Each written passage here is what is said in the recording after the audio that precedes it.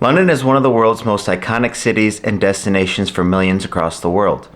And of course, there are things that you need to know before you make that trip yourself.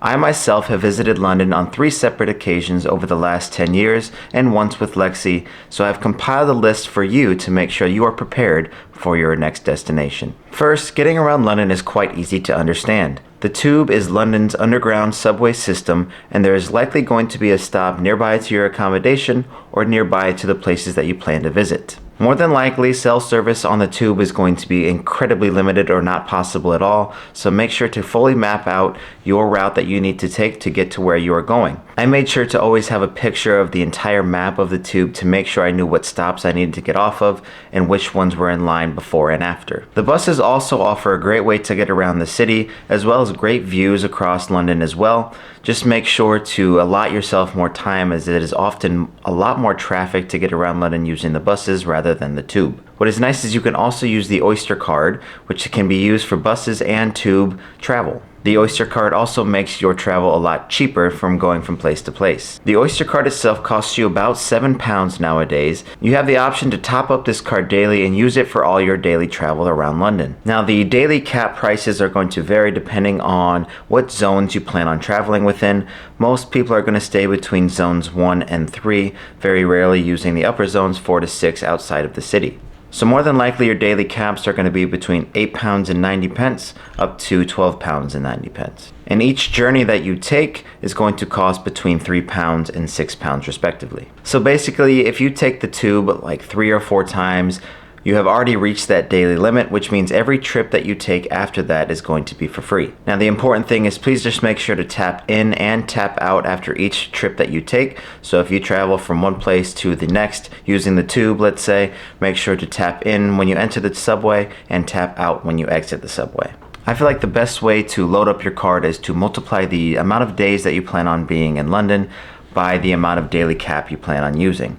So if you only plan on using those first 3 zones as we discussed, multiply that amount by the amount of days and you'll arrive at your solution for how much to top up your card. Another option as well is you can pay via contactless credit card. Just know that you won't hit those daily limits. You will just be spending each trip that you plan on taking.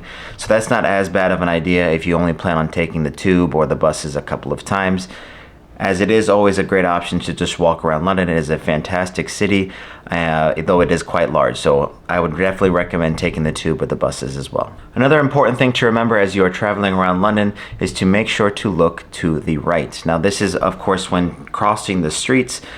They drive on the left side of the road in London and the rest of the UK, so make sure as you're about to start your cross, you look to the right initially. If you get to the other side of the road, obviously make sure to look left as they're coming from that angle. But there are signs on the sidewalks and as you near those roads that will say which direction you need to look to make sure that you are staying safe. It's a very busy place, so more than likely those cars that are coming by are not going to want to stop. And they're probably going to lay their horn on you a couple times, so let's just avoid it altogether by making sure to look to the right initially and then to the left afterwards. Now, as you are jumping around to all these really cool places that are around London, make sure to stop by some of the free museums. Now, there's a nice thing about being in London is those museums a lot of times are going to be free for the public to enter. Specifically, the British Museum was one of my favorite places to visit, as there's many cool artifacts from the Rosetta Stone out to Parthenon artifacts as well, and everything in between. It is a great place to visit and spend a couple hours of your time while you're in London. The National Gallery is also a really cool place to visit as well, where you can see works from some of the most famous artists in the world that have walked this earth, such as Michelangelo, Monet, and Van Gogh, to name a few. One other place you may find yourself wandering to or even entering into at some point is going to be King's Cross Station. It is obviously a very popular train hub, so if you are going to a different area in the UK, you may be leaving from King's Cross. But where it's gained most of its fame as of late is through a very popular book series and movie series you may have heard of called Harry Potter. So naturally, within King's Cross Station there is going to be a gift shop area for Harry Potter fans to enjoy, as well as the ability for you to push your trolley into platform 9 3/4 as if you are replaying those scenes in the movie. Now, just know that this place has become a little bit more of a tourist trap into that little area that it is nestled in. The lines do get pretty long here at King's Cross Station, as well as the gift shop does have very expensive memorabilia So just know that they do expect you to spend some money while you're there. But if you are a Harry Potter fan, I think it is definitely a must-see.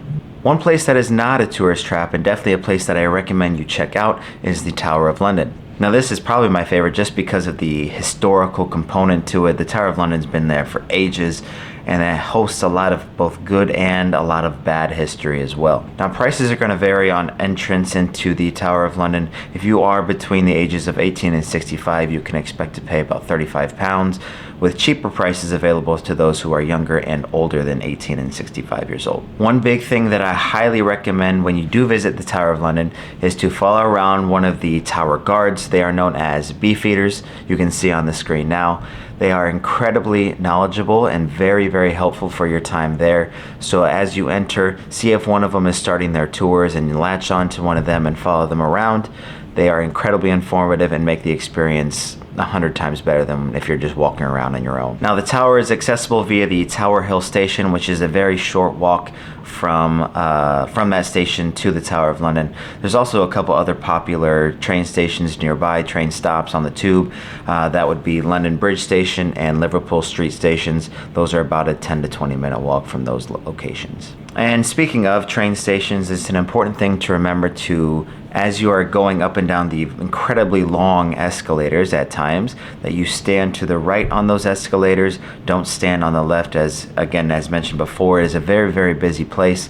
People who might be in a hurry like to walk up the left side. So please just kind of stay out to the right and out of their way, so that way they can get to where they need to be. Now London, much like many places across the world in general, are becoming more and more contactless and card payments. Cash isn't used quite as often. Now they do use the British pound, and it can be a cool artifact to gain as you are there, maybe even like as a souvenir, getting some British pounds. Just know that you will probably not be spending a whole lot of cash, or quid as they say over in the UK.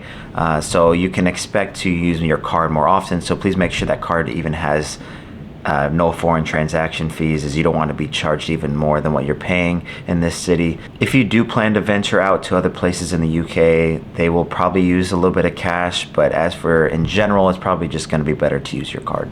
And one place you may find yourself spending a little bit of that cash is going to be at Borough Market in London. Now this is a place that Lexi and I really enjoyed, as there is a whole lot of local produce and really good chefs that are going to be there that can make some really, really solid food at a really quick pace.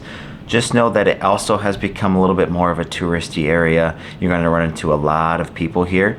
But Lexi and I did still have a really good time there, checking out the local produce, as well as buying some paella. That was really, really tasty. And some other viral things that have happened here. You'll see the strawberries with the milk chocolate just drenched over top of them.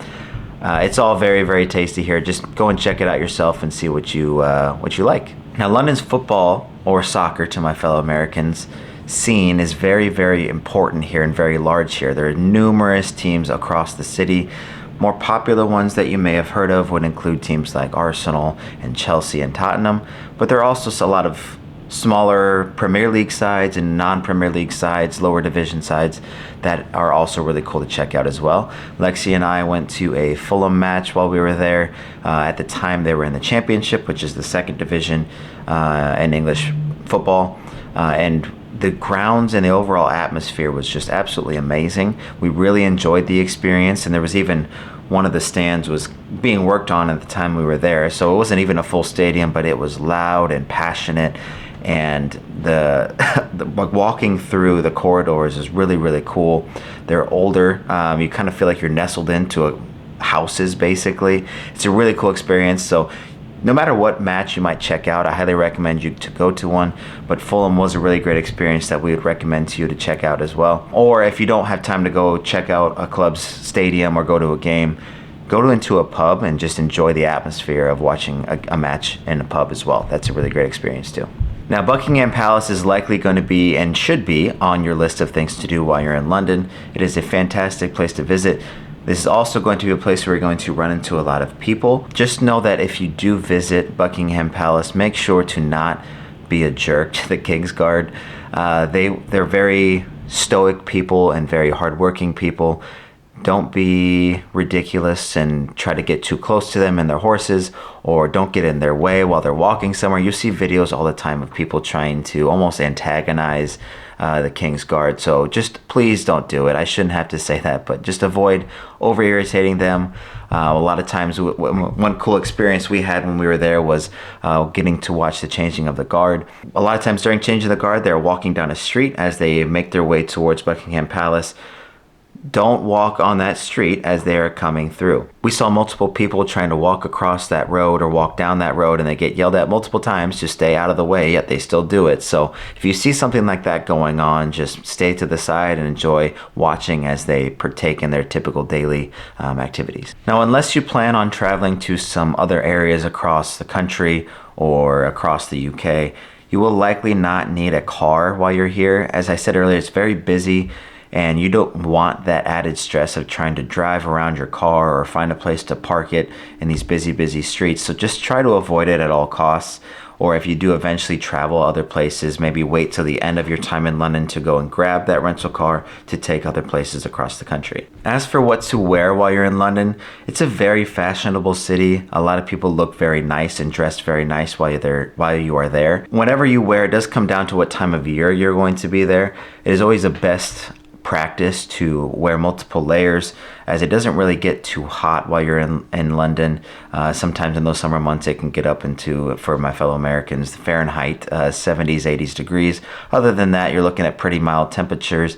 And yes, it does rain. It doesn't rain as much as it does in some other cities, but it's always good to have a raincoat and umbrella as well. Now, you can dress fashionable if you want to. Just know that it's also important to not fully sacrifice your comfort. You're going to be walking around probably quite a bit in this great city, so make sure you dress fashion and comfort together to make sure you're really meshing in with the culture. Now, if you are worried at all about what you are going to wear, Lexi definitely recommends to check out Pinterest boards or to look up some sort of inspiration as well online as to what to wear. We can even maybe make a video sometime about different types of fashion to expect while you're in Europe. In general, it's a good idea to kind of keep it simple with solid colors or neutral colors. It makes the whole capsule wardrobe a lot easier to manage. A more general thing to know is London is a very expensive city. Hotels within the city center in the first zone can be really expensive. You're talking a couple $100 a night. So it is probably recommended to kind of push it out a little bit. You don't want to sacrifice your comfort for going into a crappy hotel, to be quite honest. Hostels are a good option also. I know that's a great way if you are on a budget. I've done that multiple times myself, so hostels can be a good option. And it's why I mentioned things earlier like the tube. It can be such a great thing to use the tube. If you do have to spend a little bit more time outside of those zones, it is a cheap way to get back into the city, and so you don't have to take a cab, which cabs are outrageous in London. They're incredibly expensive. A cab experience is pretty fun. I mean, the cab drivers are really knowledgeable and have a good time with their job. And it can be fun to drive around in those little black cabs, but just know you're going to pay quite a premium for them as well. London is such a great city to visit, and I hope you have a wonderful adventure while you're there. And if you do plan to venture out more into the UK, which I highly recommend, then you should definitely check out this video right here where I discuss why I love the UK so much. Until next time, cheers.